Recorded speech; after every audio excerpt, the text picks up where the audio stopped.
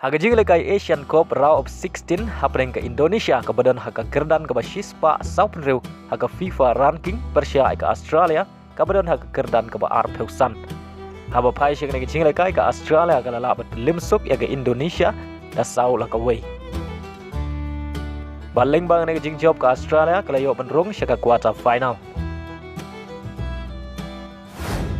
Hagway par gajing lekai ke bakham itana apa dengan Tajikistan ke badan haga kerdan ke Shispa Andrew haga FIFA ranking Persia ya ke UAE ke badan haga kerdan ke Andrew Peusau haga FIFA ranking.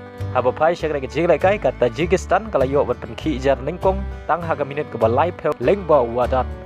Henry Hashwa ban kut gajing lekai kata haga minit ke bekendai peu plus san ke UAE ke layo ban tap ya ke gol lengbau Hamadi. Badai lembaga ne ke gol hadu bokut ke kendai peu minit bat ke extra time baru arteli ken hun kia khai da marchi gol.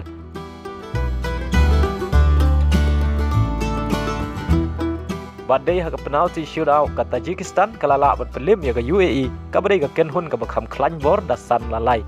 Paling bang reg jing job ke Tajikistan kalayo benrung syaga quarter final jom ke Asian Cup haga sin ke Beningkong.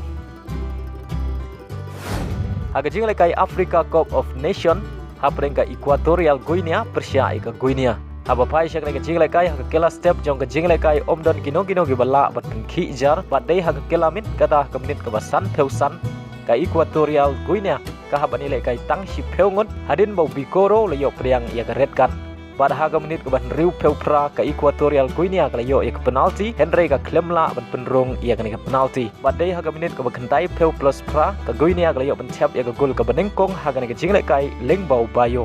Badai lemang ke sigol la pelong ya ke Guinea bahkan la ban pelim ya ke Equatorial Guinea dai welanot bad yorung syaka quarter final. Hagway par ke jing lekai hapreng gari Muhammad Salah ke Egypt Persia ke DR Congo.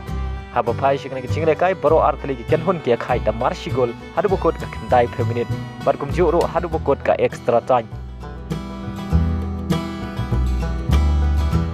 Badai lembaga penalti shootout ke DR Congo kalala berpelim ya ke Egypt ke gari ke job bunsin ya ke tournament da pra la nyau baleng bang ne jing job ke DR Congo kalayo benrung syaka quarter final jong ke Africa Cup of Nation mentau senam.